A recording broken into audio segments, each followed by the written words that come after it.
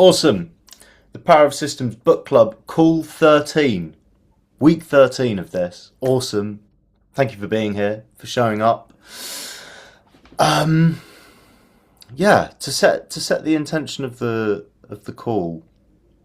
And of course, we're going to start with a check-in based on last week's intention versus commitment exercise, and I really want to hear what came up for everyone, and I'll share as well what I saw in that exercise. We'll do a check-in, and we'll also see if anyone wants to share anything about the chapters, and certainly there's one particular thing. In fact, really only one thing came up for me from this particular section of the book, and it's around story creation and our ability to, if the premise is true that we only ever experience the world around us internally in our thinking, we always have a system available to us, whether we see it or not, to create how we experience the world around us and to be aware of the stories we are creating.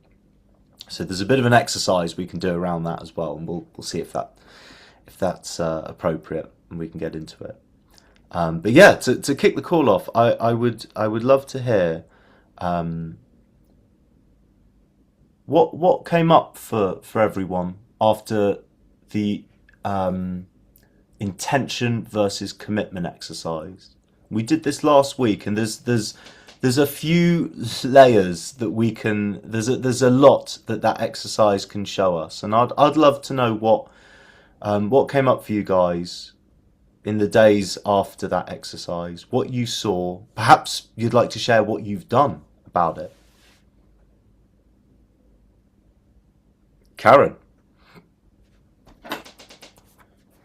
I like to go first because Henry normally goes first when he's on a call. Beat him.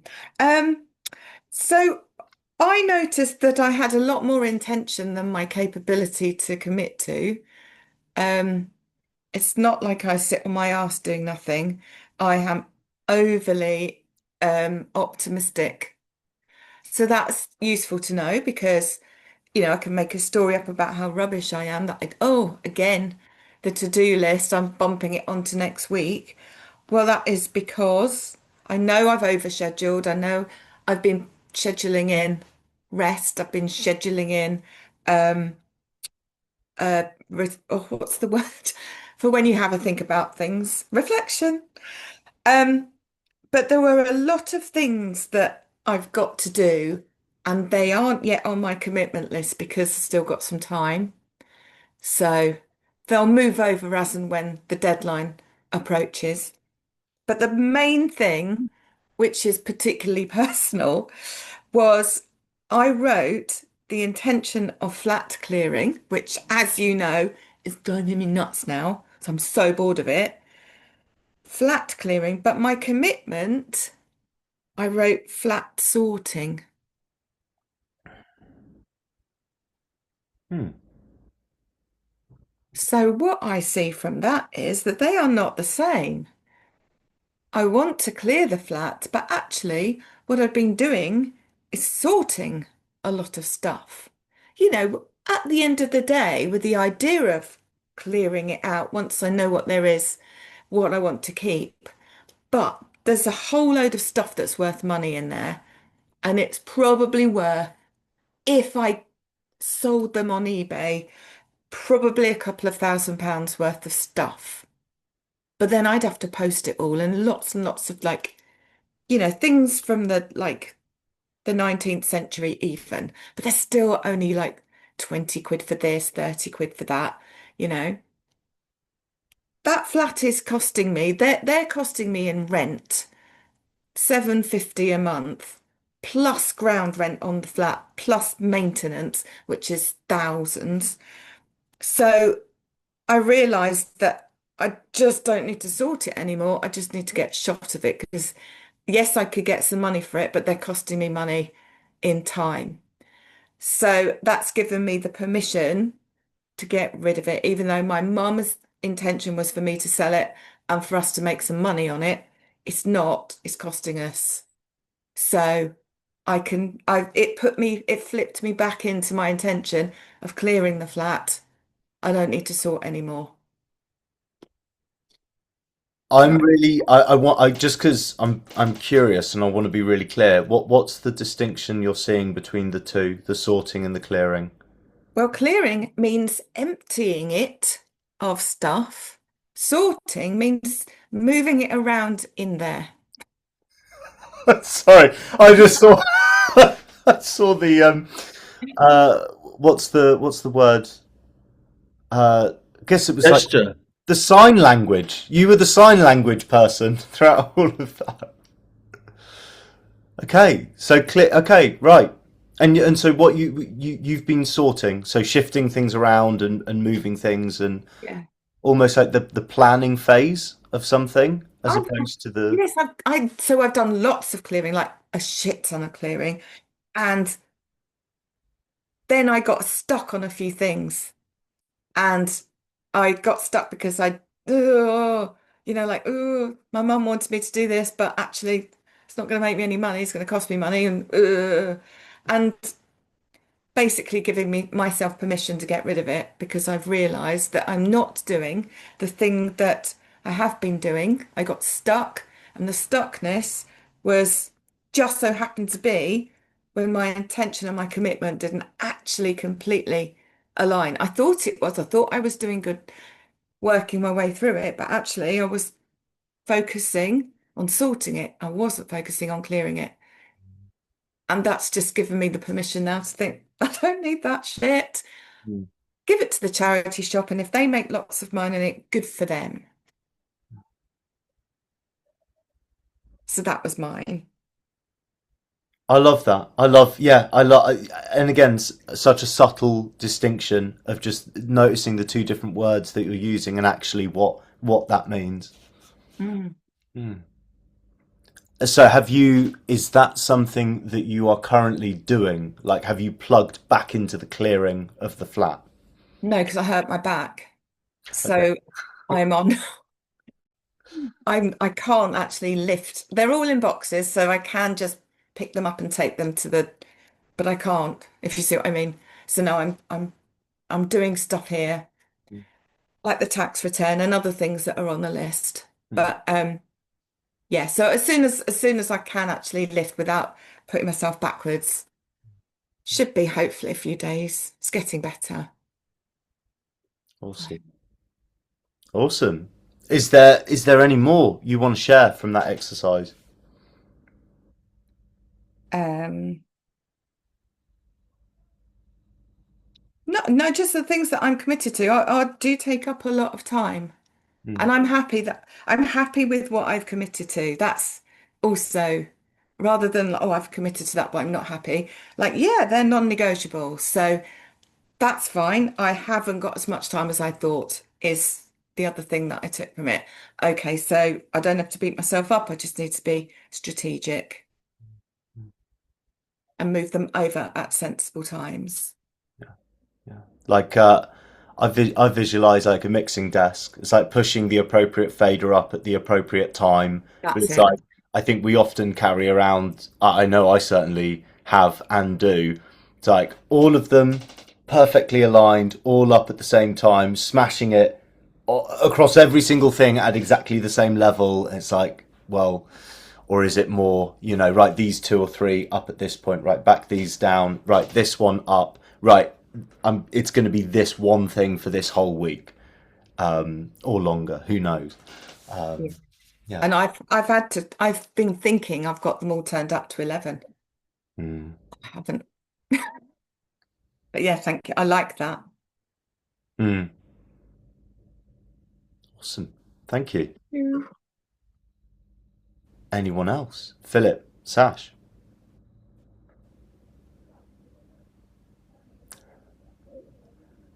the Great British Standoff. And half an hour of the call went by.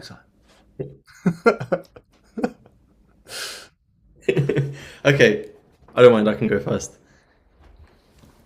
Awesome. Cool. Okay.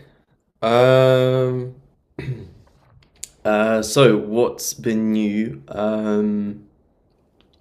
Well, first of all, what that exercise inspired in me, the reflection of, is how my intentions is such a like I live in like this land of so much potential cool ideas and things I can do, but a finite amount of time, and what do I actually commit to often doesn't line up with what I want to do, um, or what I actually end up doing, right? So, but I'm quite conscious of that fact, and I'm kind of also at this point of like, okay, well, I'd love to be, the next Britney Spears or whatever, but it's like, yeah, but you can't even sing, kind of thing. Like, that's a very ambitious goal, but it's unlikely to happen. What I can commit to is something smaller, so kind of just going into focus mode. So that's, and to be honest, I think the word that came, I think maybe I said it in the last call, or maybe I thought it, but I didn't say it, was the word that came to me was depressing. Like, it's kind of depressing to see like all of these ideas and then what do I actually do about it? I mean, I do, like, I'm not, sitting on my ass all day, but I do think that I have more ideas than I could possibly put out in one lifetime. So the word decision, decidere, means something in Greek about cutting off. So yeah, decisions of what I can actually do.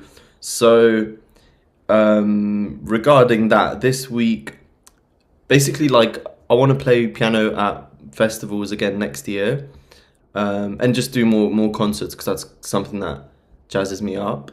Um, and one of the tasks that I've been thinking about is basically how can I, perform more, get more, go more into the directions of that. So I kind of like wrote out a series of things that I should really do to increase my output as a performer, and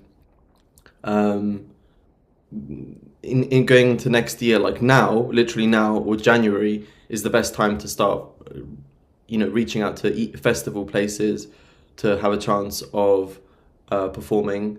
Yeah, like now or January, but within the first couple of the months of the year, it would be best to already be like, set with a few places, set on a few dates. So this whole week, with that in mind, with that goal of performing at festivals, I really knuckled down on my piano teaching admin. Why does my brain work like this? But I made such great progress on that.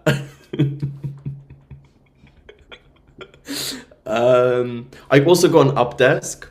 I'm not in my room right now, but I got an up desk, which has been really cool because, like, I just have everything set up, and then like, oh, I don't feel like I'm gonna sit down. I'm just gonna kind of go, to the desk. So I just jam the desk up to the, the standing height, and I kind of do a bit of work on it. And I think that's, well, now it's just become part of my room, but I think that's going to increase my productivity. So yeah. But anyway, the up desk is a tangent. I put a lot of work into improving my admin and building basically, well, to be honest, I'm laughing at myself a little bit, but I think part of it is like, I do want to continue teaching for the foreseeable future. And part of the problem is that right now, within my systems of teaching, there's a little bit of a mess. It's not super organized. So I've been creating basically things around systems around that. Like, for example, I have a guide for how to, I created a really organized guide for my students for how to use my platform, basically. And I'm really proud of that because it looks really, really good, really, really professional. So I think my idea is basically to optimize the systems around teaching. So then when I go into focusing on performance, I know that I haven't got such a big headache of, oh, somebody's rescheduled, somebody hasn't paid. I know that that will all be kind of coherent and in one piece so that I don't have to get stressed out about it. It's just done on the shelf. I do my hours per week of teaching, but outside of that, just a bit of admin, but not like an overwhelming amount. It's basically like put in 100 hours to make the admin optimistically never need to do any admin anymore. That's a bit optimistic, but basically just organize. It's like a filing cabinet, right? Once that filing cabinet is systematized, as long as you keep the things in the system, then it's organized. So yeah, I'm kind of like giving myself, I kind of set myself a goal of like, hey, why don't I spend December doing that idea with the teaching as best as I can, and then in January, then I want the systems around my teaching to be so tight, compact, and organized that I can kind of forget about it for a while, or at least for a few months, and then come January, super lean into doing the performing set of things that I'm going to do. Hmm. Man, I'll draw out some of the things that you've shared here, and Yeah, it's so exciting to see. And I see quite a lot of parallels between us, to be honest, in terms of what we're.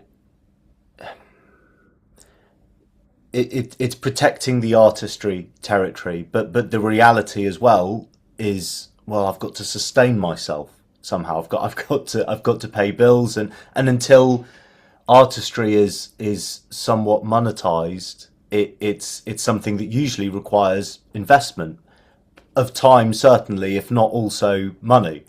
Um, but man, what I'm hearing you say, and I love the humour around this thing, but also it sounds to me like there is possibly some wisdom happening there where you how do I put this into it's almost like you're cleaning up bandwidth around something and creating it in a way that is compartmentalized and isn't leaking anywhere. It's so cleaned up that it's like, well, those 4 hours in that evening or those 5 hours back to back lessons, like it's starting to run itself really well.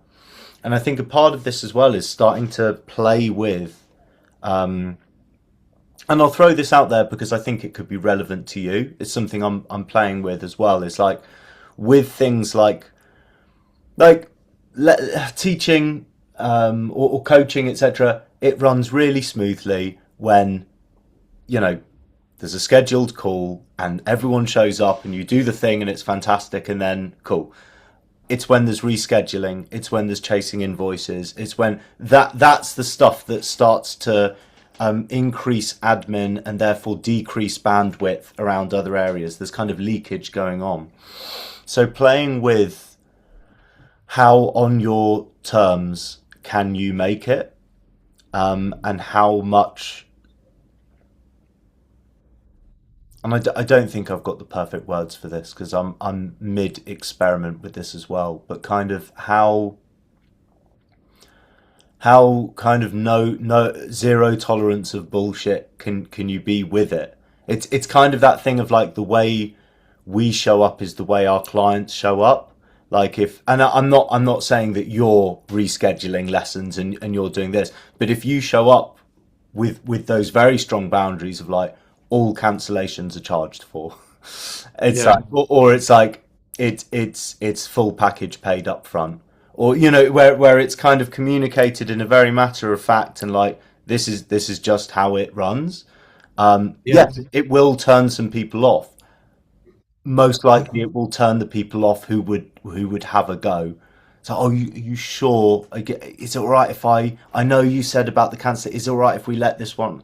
It's like, no, that's not all right. It's like that's the boundary. yeah. Actually, super interesting that you mentioned that because a couple of things come to mind which have actually happened since last call. Um, Someone I met at a social gathering, she and her daughter want piano lessons, and actually was in her house, the social event, whatever.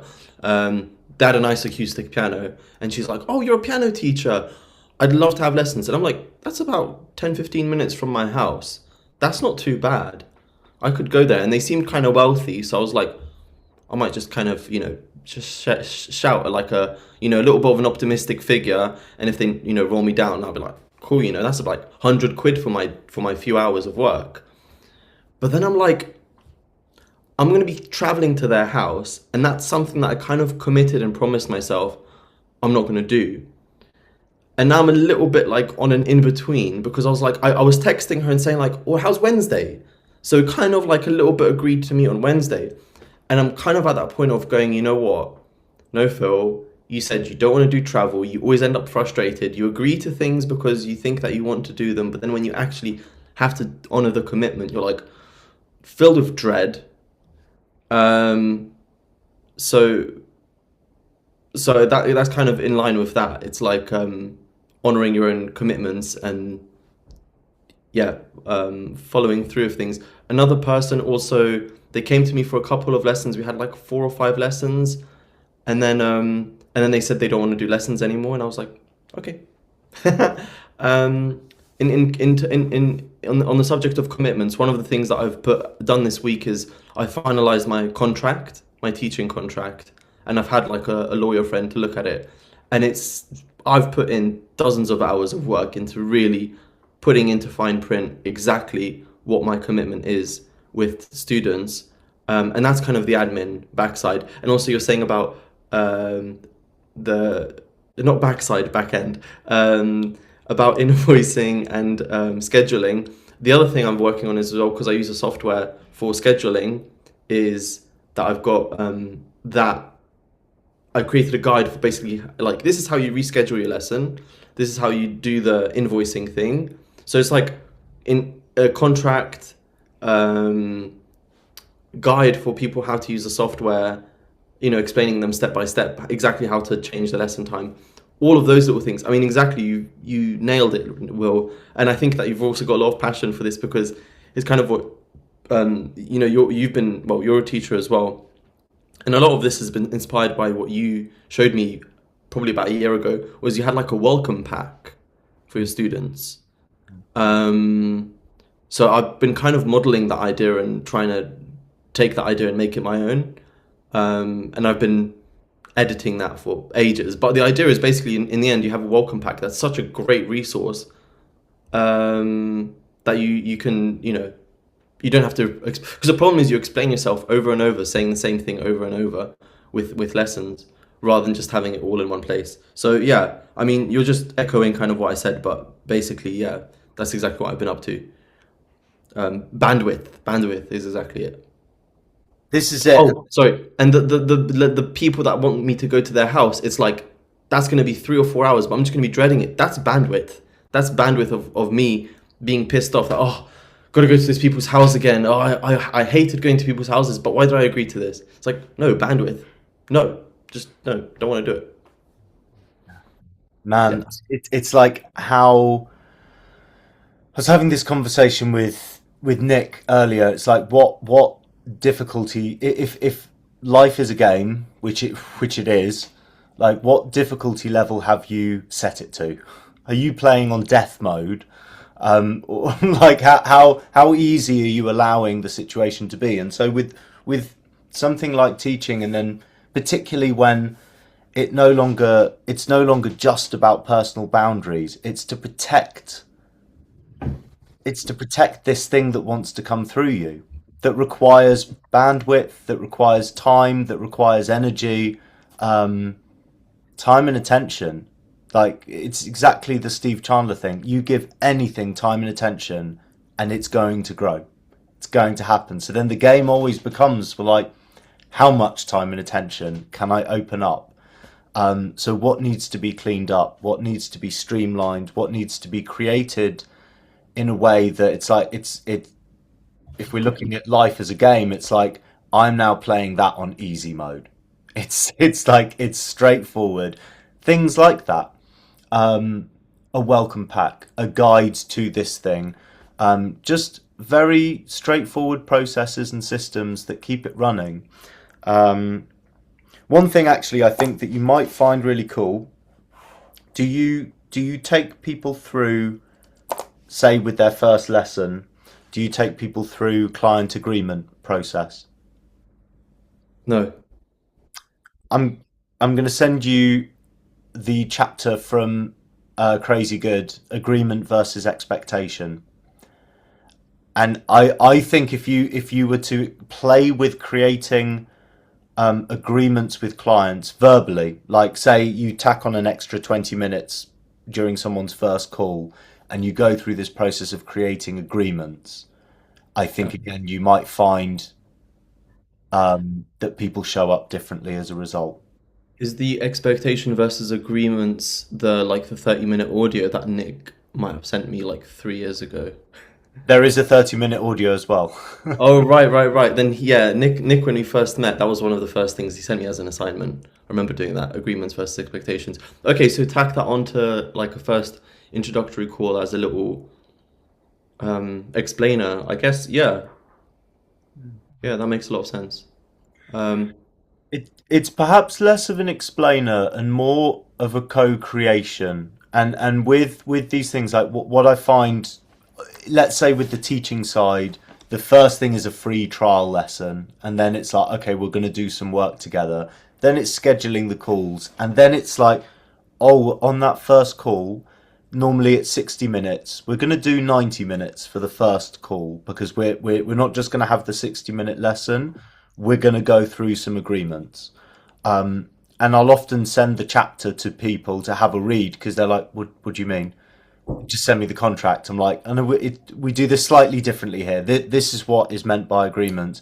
And we're going through like, we agree to this. It's creating workability in the relationship and it forms the framework. But because they're agreements, it's two people giving their word.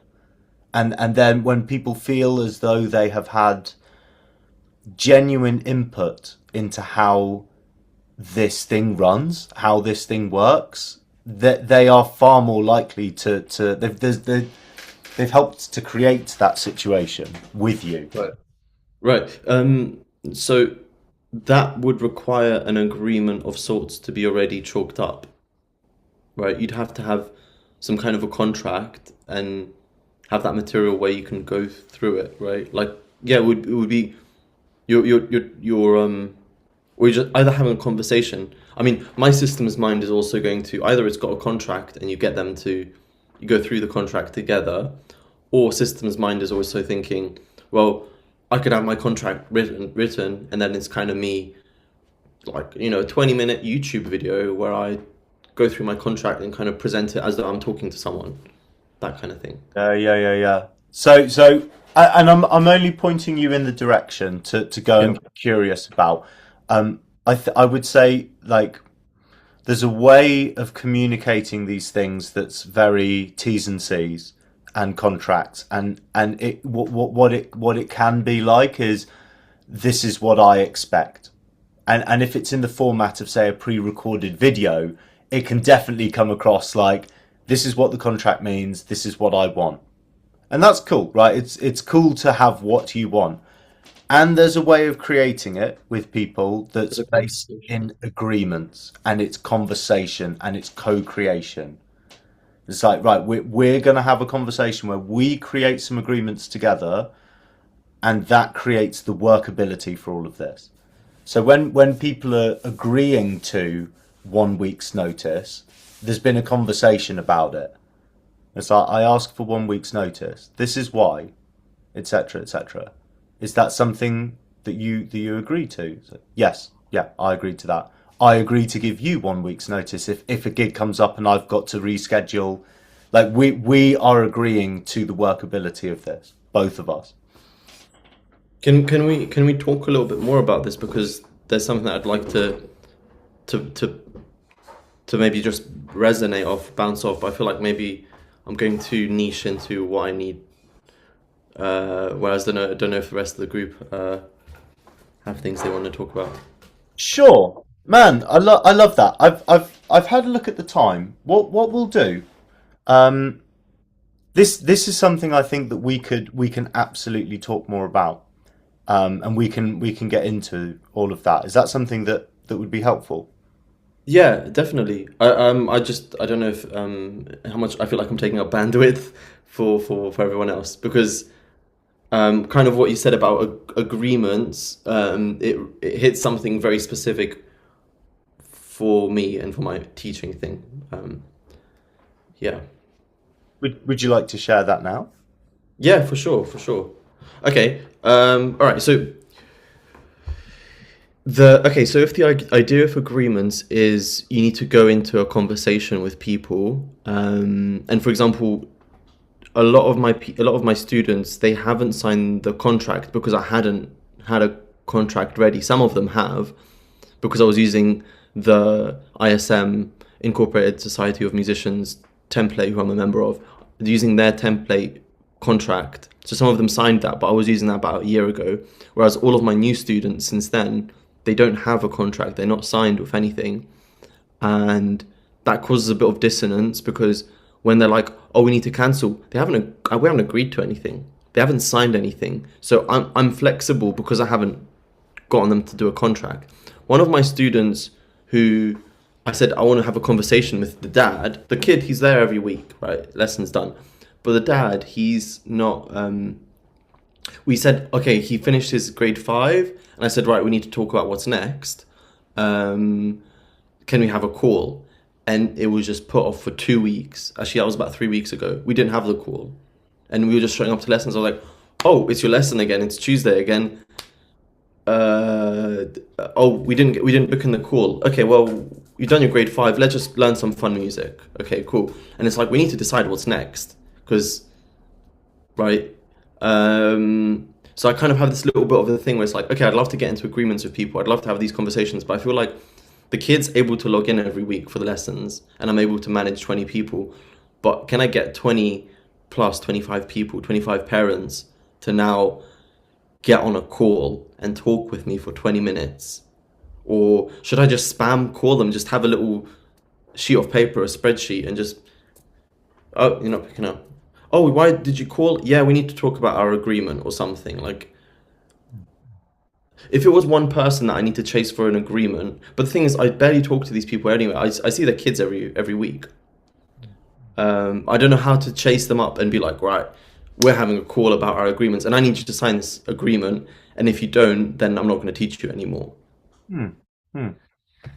So this is about not when new people start, but it's almost like a backtracking. Like, okay, I noticed we've been operating without any formalized agreement. It's messy.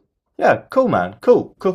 So, I mean, you teach their kids. There's already an engagement happening, so there's nothing cold cally about it. For them, it sounds like the system's working. It's like once a week, my kid logs in and does this thing, and it's ticking over nicely. I can imagine a message along the lines of I'm updating my client agreement, etc. My practice has grown, and therefore I need to update some of the operating systems. This is something that we need to discuss over the phone. When are you free for a phone call? Yeah. So it's again stating, a fact. All of that is true. Your context is shifting. Your focus is moving more towards artistry. It is a priority to clean up any leakage that's happening in your teaching, and that requires some updates to the systems that they need to know about. Okay. Okay. What happens if? But because of course some of them are going to see that and go like, oh yeah, sure. But then there's some parents, I guess they're just super busy or whatever, which is understandable. And some people you just chase up and follow up. And I'm obviously not going to fire someone if they're making payments, but it's like, I guess maybe the ones that don't reply, maybe call them a couple of times in a row. Because like I'd want to have 20 people that have all signed my agreement, and then job done. Yeah. It's just messy. It's just messy, is what it is. I feel. Well, if you've got someone who they're paying on time and they're showing up on time and it's working the way you would want it to work anyway, it may be that you just need to send them something and say, can you sign this and have a read. It sounds to me like there's perhaps some parents there, it's already working not well, and you don't need to do any cleanup in those areas. Sometimes I come back to this thought of, as like, yeah, I want this thing, but it's like, how badly do you want it? It's going to take some effort to achieve that goal, which is a fluid practice of, my new goal is to reach 30 students. Once I have 30 students, then I have a very, comfortable income level. Um, I'm like, okay, well, if you want this awesome goal, you're gonna have to put some work in, aren't you? So it's not gonna come for free. And think about what's on the other side of that is potentially quite a good income level. So yeah, it's not gonna come for free. Yeah. Are There's you also in? there's also something else you want, man, that you always come circle back around to, which is to be a performing pianist. And so what I see there, especially if you want to up from 20 to 30 students, again, it's going to be the systems that are going to stop it from leaking everywhere. So there might be some time and attention involved, but it sounds like you're on the right track with cleaning all of that up. Yeah, yeah, yeah, yeah. I think something I realized as well is that if you think it's a system, it's a system. Like, I'm like, is creating this PDF document that's a guide for how to do this and this, is that a system? Yeah, that's a system. Yeah. Well, the system is creating a resource that's a piece of information that, when you're faced with the thing, you provide the information and they go, oh, okay, I get it. And then you go, read this agreement and let's sign it. And then they go, yeah, the system is the agreement. You've thought it through and it's black and white. And yeah. Awesome. Is there any more? Uh, I feel very good about having expressed that, so I'm happy there. Thank you. Awesome. Awesome. I'll send you that chapter after this. And even if you've looked at agreements and expectations before, have a look at them again. Have a Yeah, look at them again in the context you're in now. Like, yeah, because that's changed. You've changed, right? You'll be reading it differently. It'll mean something different to you now than it did 3 years ago. absolutely. Yeah, Awesome. cool. Thank you. Nice. Sash.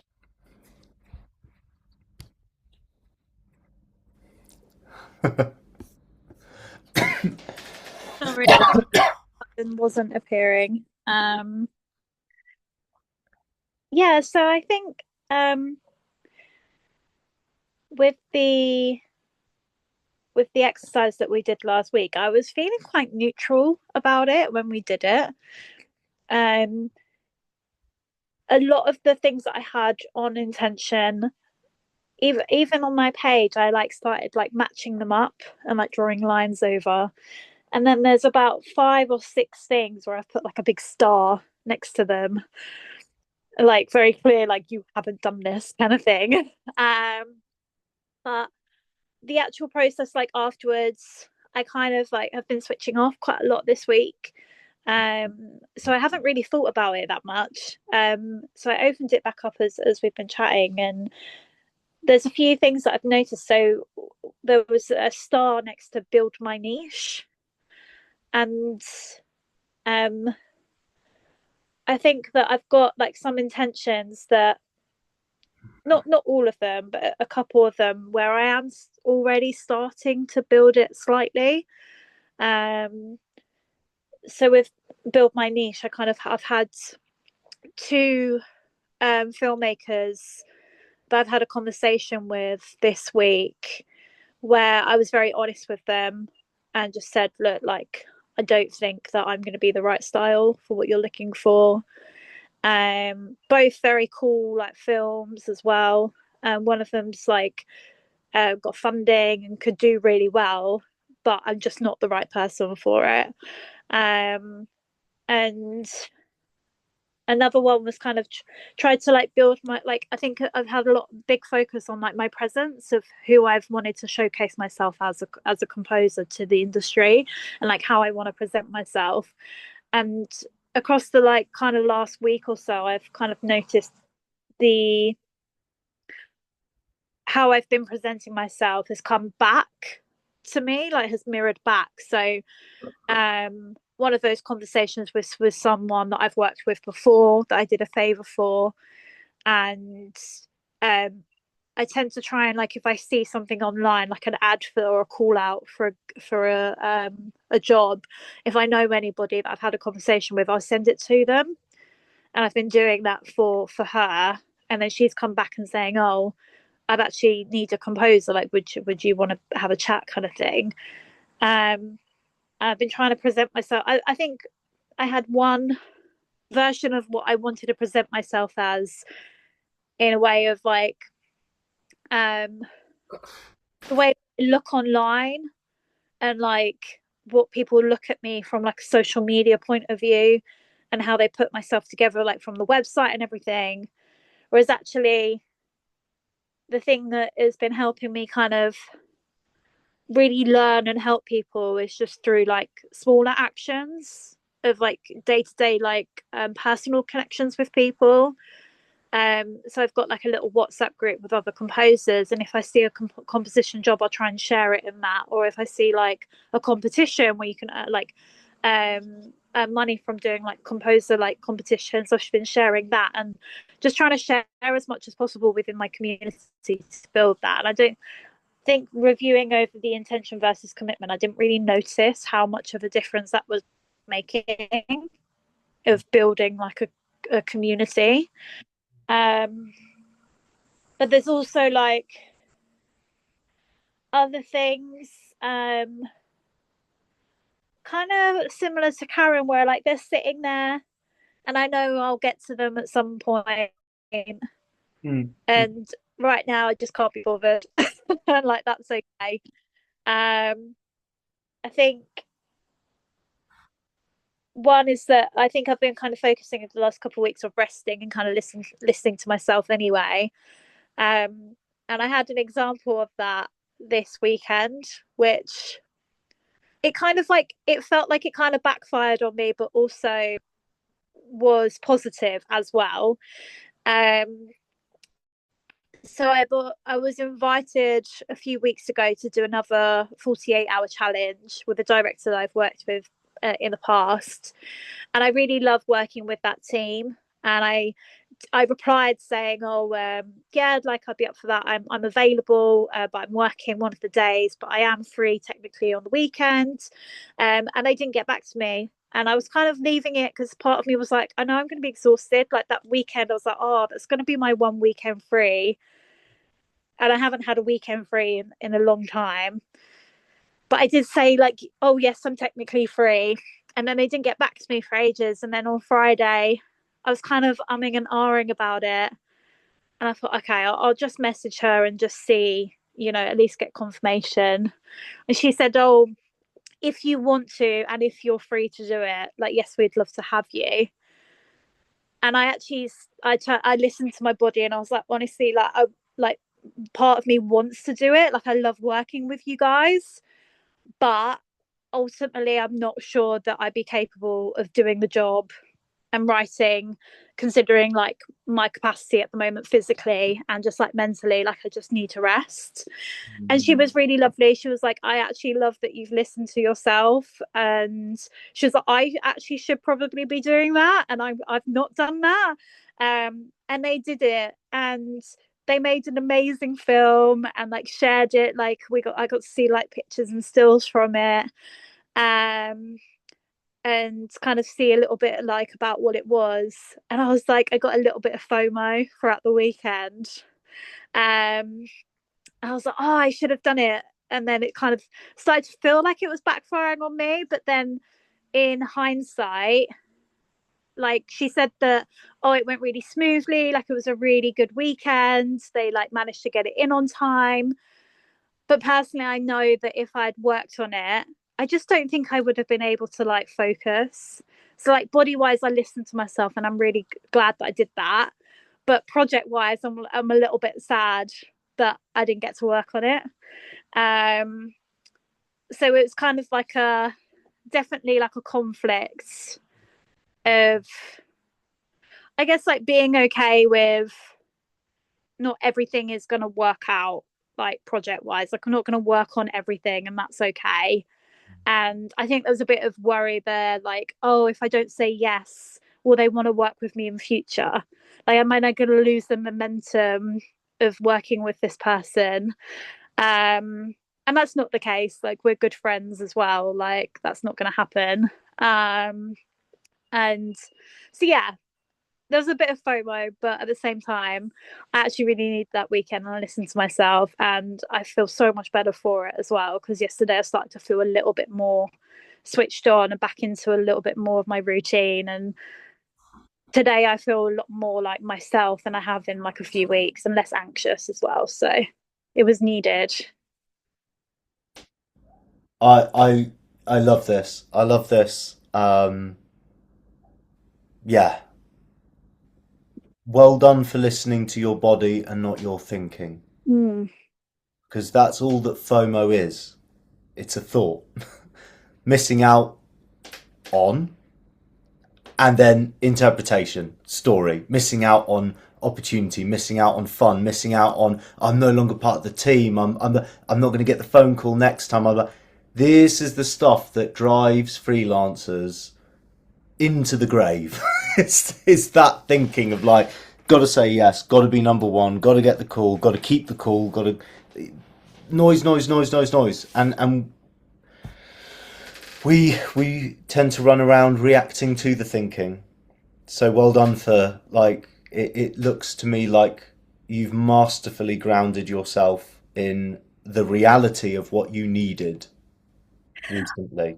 I don't think masterfully, although there was a few moments where I did cave a little bit. I actually did message her on the Saturday morning, and I was like, "Oh, I'm getting massive FOMO," and she didn't reply at all. And it got to 3 o'clock because she was very busy, like working on set.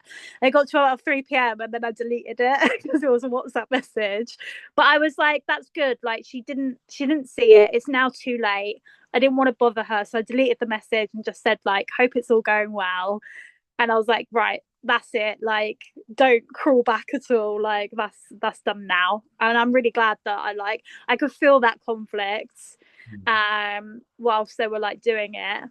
Um but I think it's kind of opened up as well with, I guess, like something that I've been internally trying to kind of change my mindset on the industry, is that I don't have to be directly engaging with just films that I want to work on or am working on, and kind of engage in the community from a more like neutral standpoint, instead of thinking, oh, I'm going to engage with this film because I want the job.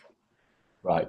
Engage with the film because I like what the director does, or like I actually like the film and I want to see it progress and see it be made, and support these people in stories that are really important to me. Mm-hmm. And I think that was part, like a good testing moment to do that, to still continue to support their film even though I'm not directly working in it. Well, it's the classic like support the scene that supports you. Hmm. So it's why you someone that loves punk, you go to punk shows in Brighton. You hear of a band that their drummer's left and they're looking for a new drummer, and you have a look through your list and you go, "Have you spoken to so and so? I'll send you their number." You go, or I'll do a WhatsApp intro. You guys should. It's like, well, I'm not in that band. I don't want to be in that band or whatever. But they're in the scene. They're in the scene that I you know. So yeah, awesome. Yeah, and it's the same like with the I feel it's starting to feel like a real good bond with the composers that I've met over this year, because I'll see like a job and I'll send it to them, and then I'm like, oh, I really hope that one of us gets it, like one of us in our little group, like I want to win for all of us. So it's been like a really nice experience to like build that and kind of release the, I guess, expectation or like pressure of having to do well off the back of an action. Hmm. Hmm.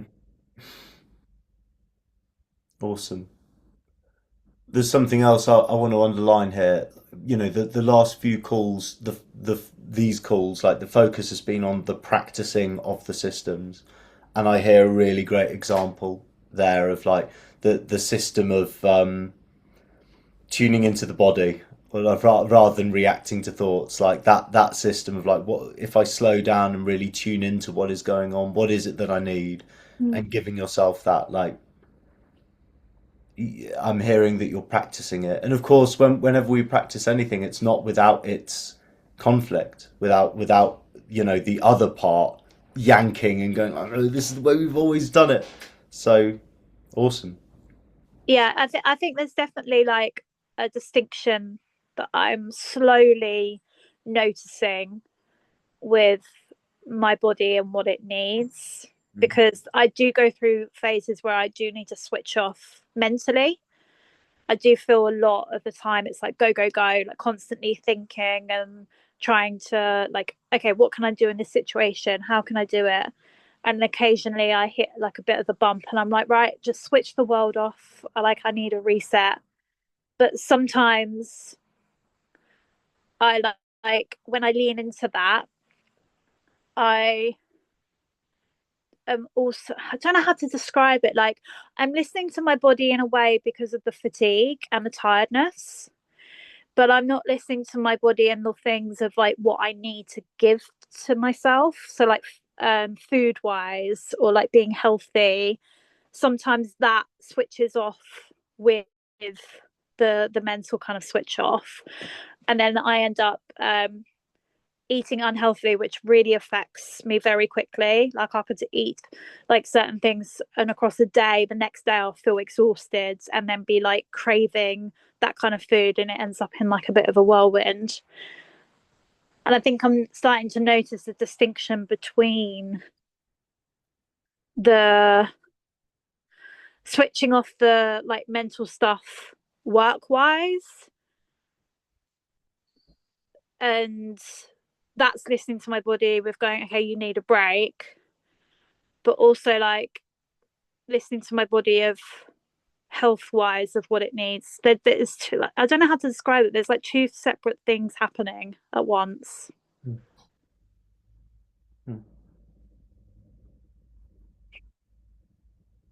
Okay, and it sounds like it revolves around one is energy levels and how fatigued or tired you are, and the other is food. By the sounds of it, like Yeah, or like yeah, like food and movement, I'd say. right, So right. I'll get really fatigued. I'm like, right, I need a break, switch off from the world. But then I'll also be like, oh, because I'm tired, I'll be like, okay, I'll just get a takeaway tonight because I feel like I need that in that moment. But physically, certain foods actually make it worse. Okay. So I then fall into this like habit because I don't know if it's whether it's to do with my allergies, because I'm finding out basically I'm allergic to rapeseed, which is in everything that's processed food. So I don't know if it's actually that I'm having an allergic reaction. It could be. um, Yeah. but also like processed like salt and sugar, also with my ADHD, really affects me. So like if I eat a takeaway the next day, I'm exhausted and the only thing that I want to eat is chocolate, and then it keeps like going. And I actually have to just sit myself down and for a whole day be like, and it's like an addiction craving where I'm like, no, like you have to eat healthy. And within once I've done that for a couple of days, it feels like my like body gets lifted again, and I'm like, oh, I can focus. And is in the matter of maybe like 2 days that I can really feel this shift in myself physically. But it is happens when the mental switch off happens, the body switch off happens at the same time. And one is really like good that I'm switching off and I'm giving myself that break. I'm listening to what I need mentally, but not listening to what I need physically when that happens. Okay. Okay. do you see an opportunity to experiment within that? Hmm. Sounds Yeah. like no, and I'll preface this like I haven't got any particular ideas, but I'm wondering like it sounds like you've noticed something there. So is there a game that could be played? Yeah. I think there's a bit of a wall up about it though, because I really don't want to not eat nice food. There's a part of me that's like, oh, I'll just put it off until January because I want to enjoy my Christmas dinner and like enjoy December. But at the same time, I do want to start exploring and like start playing around with my diet because I definitely think that it would have, yeah, it could have a big difference. Um, but at the moment, yeah, I don't know. It's just like even it's rapeseed even in butter, and Mm. butter doesn't eat like there's no butter that doesn't have rapeseed in it. I can't find a butter that doesn't have it in. So like little things like that, it's just like oh that's annoying. And I think at the moment I just can't be bothered to like face that process of like elimination Mm. Mm. because I Mm. want pizza basically. So I think Philip, there is like one that you can get like from a really random like supplier that doesn't get sold in like any standard supermarket or anything. So it's like quite difficult to find. I think about like £5 or £6 as well. Awesome. Okay, so it sounds like on an opportunity to explore something. I'm hearing the Christmas thing, but we've also spoken about working with the seasons. Mm. There's also the allergy thing. So it sounds like you're looking in a direction and you're right where you need to be. Do you know what Yeah. I mean? It and these things like there can be, and I'm not saying that you are, but we can look at any of these things and create them through the lens of problem must be fixed, must be solved, and must be solved ASAP. Like, and of course that's a creation. We can also choose to look at this as well. That's curious. Like, awesome. I've noticed something. Does something need to be done about it immediately? No. Fuck no. We're all going to eat a lot and drink a lot over the next few weeks. And I think that the system of Christmas, it's kind of like do we almost need that at this time of year? At the end of the year, Christmas has become a bit of a blowout, and I think that there's probably a reason that we've created it in this way. Mm. Enough of us have agreed over time in the Western world. It's like eat and drink a lot for a couple of weeks and see your friends, etc. There's an unspoken fuck it across the world. And again, that's a creation as well. And if you want to, you can play with that creation if it makes sense to. The most important thing is that it's authentic. That we notice, that we genuinely notice something's like this is really what I want right now. And we can keep noticing things and go, well, I will focus on that at some point. Mm. Yeah. Yeah, thank you. Yeah. Awesome. Awesome. Um, we'll get to Karen. I'm gonna share what came up for me actually and what I've noticed, and I think yeah, what last week was like, etc. Um, there was some nice alignment going on, and yeah, some areas where like there's kind of stuff happening. Um, there's some stuff that's just not like changing the bed sheets or like cleaning the room. That's just not happening. Funnily enough, I do need to eat more calories. I'm eating way under, and I've been in a bit of a cut for a bit too long. But funnily enough, the body as a system has a way of fixing that, and I ate so much over the weekend, and continue to be really hungry. So that is continuing. I think the thing I've noticed, and I think this is the direction that will be really useful. Again, Philip, my version of the artistry and protecting that. Last week, there was I ended up with 4 gigs, 2 back-to-back gigs on Thursday, a gig Friday, then a gig Saturday. And there reached a frustration point. I thought, man, that's like a week without really looking at the metal band sort of stuff. And then getting into this next week, the tiredness from last week, and then two weeks without a day off, and it's building up. And again, I'm sort of going into the week with the, oh man, not only is it another busy week of gigs, but I'm already tired on the Monday. I'm already kind of on the back foot. So I think there's something around boundarying. I'm currently rehearsing with the metal band on a Sunday, but I think there needs to be at least one day off a week where there is absolutely nothing in the diary. So I think that Sunday has got to be a day of like nothing. It happens on this day. I think that's important. And I think I knew that, and I think I forgot it. Or I haven't been gigging every weekend this year. So it's been like, oh, I've got the Saturday off. But if I'm going to be busier with gigs, it's like, no, that Sunday has got to be off. I think I need some regularity in my life around routine, but also financially. So I'm looking at that sort of Monday to Wednesday thing. I would like to get a full day of teaching in a school on, say, a Monday during term time. And that as a system of like, right, I wake up, I know, right, I'm going to go to this school, I'm going to sit there, back-to-back students, cool, 9 a.m. till 4 p.m, that's the day done, go to the gym, that's that day. And then Tuesday, Wednesday, have my teaching and coaching slots from the afternoon through to the evening. And that's like, I'm sort of envisaging like half the week is routine, and then the other half is chaos of like, right, then it's all gigs and rehearsals and go and fucking do the thing. And I like both. I love routine and it works for me.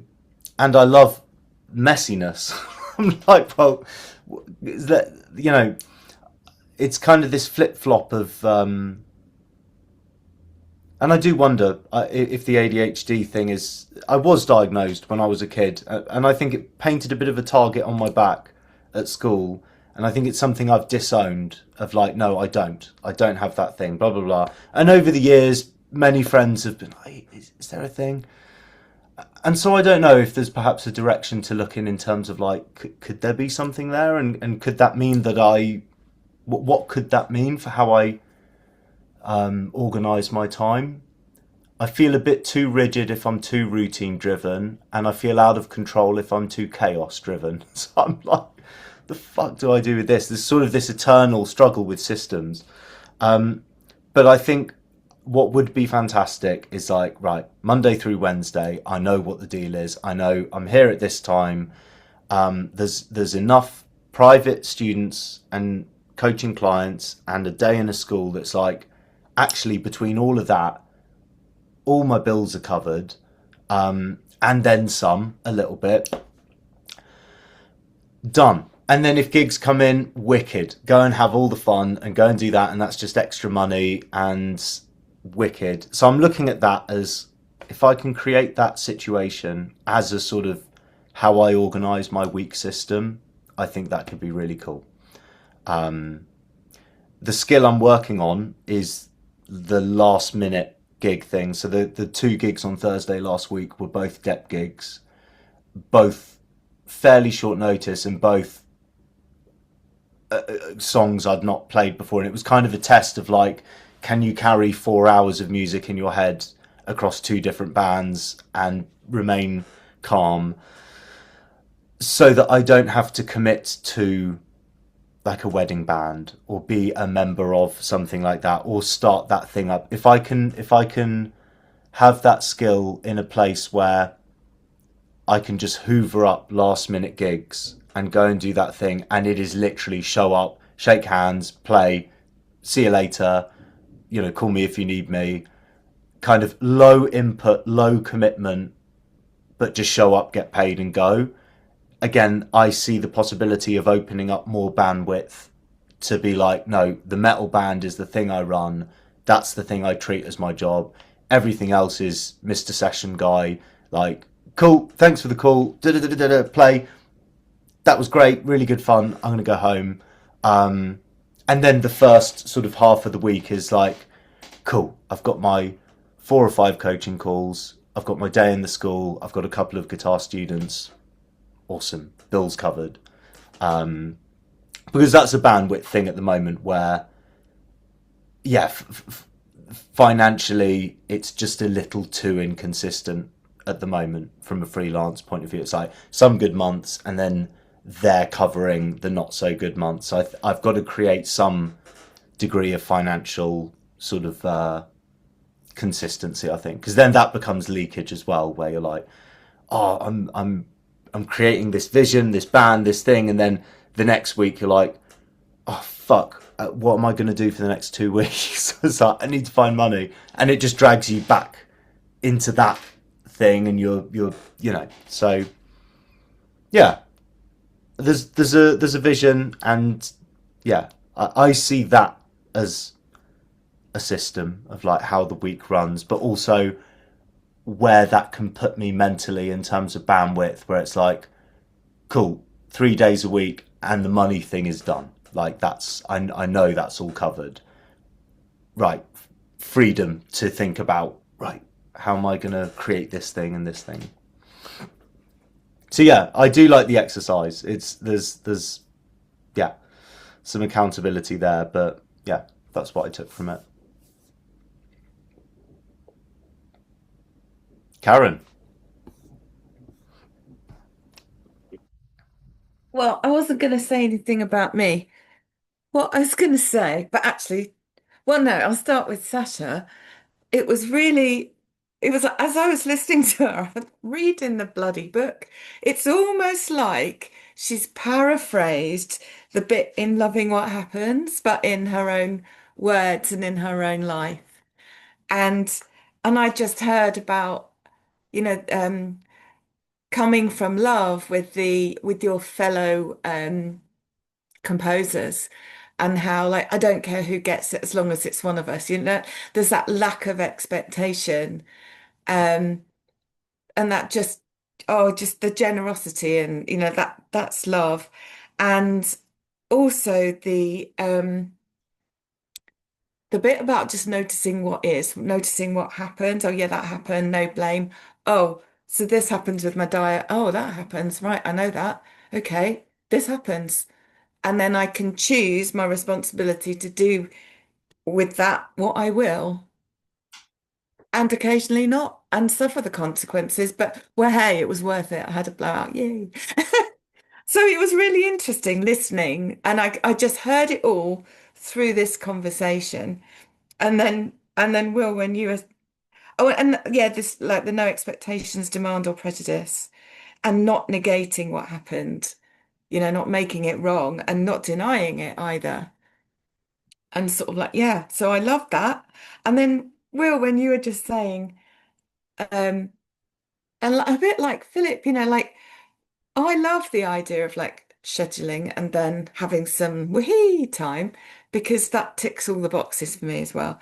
And um, I think like just like Philip's his contracts and getting all of his admin sorted, like you learning all of those songs so that you can just do them. That's like stacking it at the front end to save yourself time later, isn't it? I think that's brilliant. And I used to do that, although I didn't do it like I wasn't depping, but I played in so many like function bands that I literally had to learn. And that financed my original stuff. So like, yeah, I was happy. But I had to learn so many songs, and I think we had about 600 songs. and it can be done because I did it. But there was this one time when I started a lighter shade of pale about motorhead speed because I just went out of my head. In which case we just stopped, everyone laughed, and we started again. Once somebody had hummed the first, oh, it's that one, yeah. But anyway, it can be done, and I think that's a really, really good way of doing everything.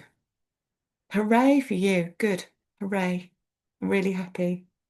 And also, Philip, I've been through Will's process of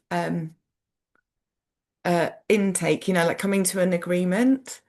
And it was really, really nice because it wasn't just about like, you're going to turn up, you're going to pay me cash. It's not like that at all. It was like, I'm gonna, I'm gonna do this. Like Will was saying, I'm gonna be here. I'm gonna hold you to account, but lovingly, and we're gonna do this and we're gonna do that. And are you in? Yes, I bloody am. Like the amount of things that I had to organize around to make sure that I made my time with Will. Like it wasn't always easy because my life's a bit, but I made it happen because that became a priority and it just changed how I felt about it. So it was a nice thing. It wasn't I didn't feel lectured or anything. It was just really like, yeah, it was a co-creation. It was really it just it just elevated the value of it to me. And that's all I have to say. Thank you, first of all. Second of all, well, thank you again. I think what I'll do, I'll send you, Philip, my client agreement PDF, so you can look at it. But also, just to draw out and underline what you've pointed to there, Karen, it's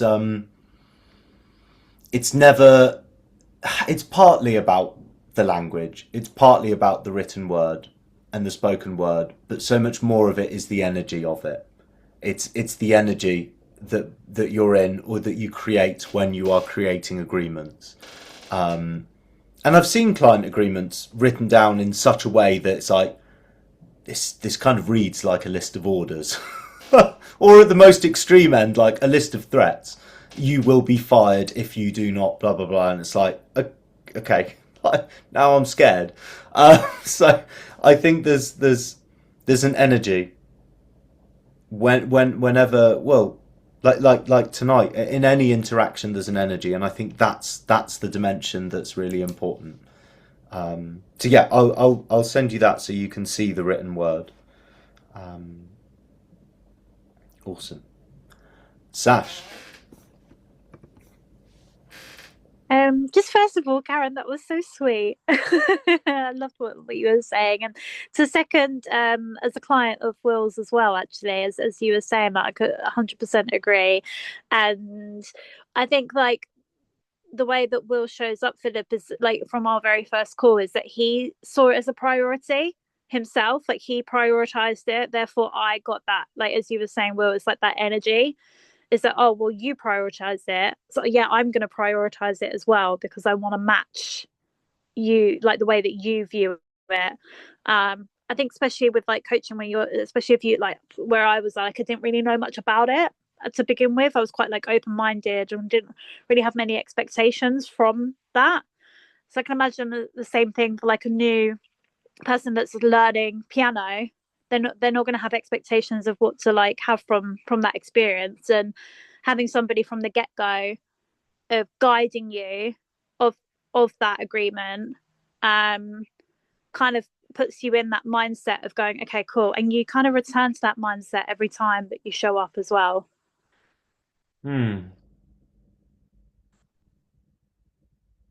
That's really, yeah, that's really interesting. And again, I think it's that thing of how we are being is how our clients are. Mm. And I think it's interesting as well. It doesn't always go that way. It can sometimes be this thing where you show up in a certain way and that energy isn't being matched. It can also be reversed where the professional in the exchange is not showing up like it's a priority, but you are, and you're not. So in either instance, you just get an energetic mismatch, and that's all it is. It could be that the pairing is just a bit wrong. It could be that the client maybe just isn't ready.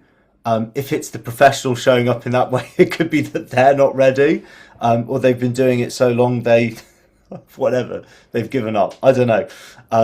But again, in any of those situations, all it reveals is an energetic mismatch, which then again can become part of a system of boundarying where it's like, okay, well, like the sense I get is perhaps that we're not mismatched, and that's okay. That can also become part of the work. It's like maybe you'll vibe with someone else. You know, can I make some introductions? You know, or whatever. Mm. Hmm. Is there any more? No, that was everything. Awesome, thank you, Philip. Yeah, to be honest, I just wanted to add to that because the perspective of the agreement isn't just between like you pay. I'm just gonna show up and you pay me money. It's like the agreement is also about like Will, you said something like I'm going to do this and I'm fundamentally committed to that. Um, yeah, something clicked in my mind there, like for that client provider relationship. Um, yeah, like it makes a lot of sense to me because as within the marketing kind of realms, a lot of marketing revolves around like kind of pain point marketing, which is like, here's your problem and I'm just going to amplify your problem. You've got this massive problem, don't you? Look at this big problem you have, and actually I know how to fix it. Okay, well, say the problem is, I want to learn how to play music. Okay, well, my solution is I'm going to teach you how to play music. Well, then I'm fundamentally inside of an agreement where I'm going to do my absolute utmost to honor that and to give that as much as possible. Like sometimes I feel like a bit afraid about like, oh, am I spamming people with messages? It's like, no, I'm gonna fucking spam you with messages until you're gonna tell me to shut up. Like like the whole point of this interaction of I'm gonna be your teacher is because you want me to give the value, and if your phone's gonna be buzzing once a day because I'm sending you something, then well, until you send me message saying stop, that's the agreement. Yeah, I love that. Hmm. I wonder, just as an experiment, like what would happen if you swapped out the word teacher for leader, as a come from, as something to embody. Like I'm a leader in this situation, and that's not to say that both of you are not leaders in the relationship.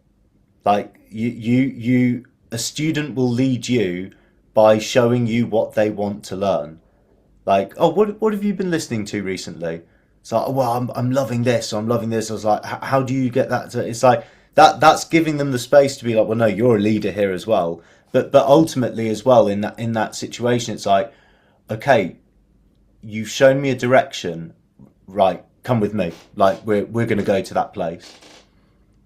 It's like you're the container. You're the container for their learning and transformation, man. Let's not beat around the bush. Like we know what learning an instrument can do. Like it can become a life's journey. It can become something absolutely massive for someone. Um, so think or reflecting on like what kind of container do I want to create for my students? How do I want to lead them within this container? And again, it's something like, I remember the earliest days when I started therapy like 10 years ago. Paul, we were talking cancellation policy, and he framed it as like, well, I want to role model good boundarying to you. It's like, and part of that is even like, well, if you cancel within the week, the session's paid for, and he's always adhered to that. And there's something there where his role modeling of boundaries and his holding of the container has served the work we've done. It's only served the relationship we have, which in turn serves the work, etc., etc. So the strength of the container that you set only serves people more. Strength, yeah, strength and the stability, how robust that container is. Yeah, damn. The strength of the container. Yeah, yeah, yeah. Love it. Karen. I was just going to add about, when you're making agreements like with anyone, but I'm thinking back to when my drum teacher, like I came to drums late. I was a bad pianist. Don't listen to me, Phil, because I can't really play shit. But I played for years and years and years and just wanted to be able to play so that I could accompany myself, singing badly also. But I just wanted to be able to play. I never wanted to do anything other than I can plonk away and sing some songs. And but with drums was different. With drums, I wanted to be effectively an Aerosmith. And because I was late starting, I went to the best teacher that I could find. And I said, I want you. So this was me leading my side of it, was saying, I want to be a professional musician and I'm old. Where can you get me in a year? Like I'll stay with you for longer than a year, but can you get me pro level in a year? And he said, this is what it will take. And I said, that's fine, I'll do it.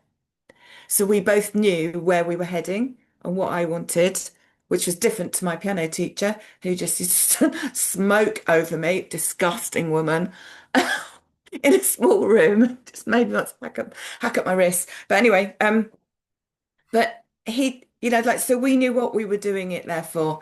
And he got me to that level. And within a year, I was getting paid hundreds of pounds a night. And this was like, oh, I'm gonna have to say it, 40 years ago. Cringe, cringe, cringe. But it's a lot of money for back then. It's still not bad for now. But I'm not saying I'm a great drummer, but he got me to the level that I needed to be at really fast. And he said, you're going to have 2 hours a week. That's fine because I have to drive into London for that. It's going to cost you a lot because I'm the best there is, and you're going to have to pay if you want the best. All right, I'll do that then. So I sat in the dark and didn't turn my lights on um, to save the money because I was paying mortgage amounts. Um, and I practiced because there was nowhere to hide because I'd set my intention. So it framed it in that way. But it doesn't have to be because like you're going to have some clients that are like that and some that just want to be able to show off to their mates, in which case that would be a completely different vibe and a different understanding, and that's also fine. But yeah, that's what I wanted to say. And you'd said it as well, Will, a lot quicker when you were saying about just make the container applicable to them. Why Mm. do I just go on so much? I don't know. It's a gift. I love it. I love it. I love it. I really want to see some footage of you drumming as well, by the way. Oh my gosh, I it's have before I have tried to find digital. some, but There's, because it was before digital, wasn't it? So there was like nobody had mobile phones. I've got a video of me playing that I managed to get my dad to put onto DVD, and he bloody he he deleted it as he was doing it. So I know my old singer has got some, but I don't know what country she lives in. I don't know. She's probably married. She's got a different name. I have tried to find her. I don't know. There is some out there, but it was pre mobile phones mm, and pre um everything. I've got some recordings, but like it's not the same as watching. yeah, Yeah. awesome, So awesome. yeah, I'd like to see some of me as well, but there you go. We'll have. Karen, Karen, I've bared through so many months, and I don't know, what musician are you? What do you play? Drums, You're a drums. drummer, okay. And recorder. I can play all of the recorders. I've done solos and everything in big places. But like, no, I'm a bad piano player and a pretty poor drummer. But I did get good. I did okay. I'm not Neil level on drums, and I don't care anymore because that's not what I do. But yeah, playing the church band. That's it now. You still play? Yeah, I play at church. Well, here I am looking for videos. I'll just find the church. I'll just show up on Sunday. Hello, Karen. Yeah, but yeah, so no. Awesome, guys. I've got an eye on the time. I wanna respect the agreed finishing time. So thank you all for showing up. Um, we've got 2 weeks left. That's, yeah, 2 more calls. um, so there was an idea of an exercise, but we were having fantastic conversation, so we cracked on with that. I'll make a note to look at that next week if it's appropriate, if it feels like it's going to serve the call. So yeah, until then, if you've got one-to-ones, I'll see you then. If not, next Monday. Lots of love, guys. Take care.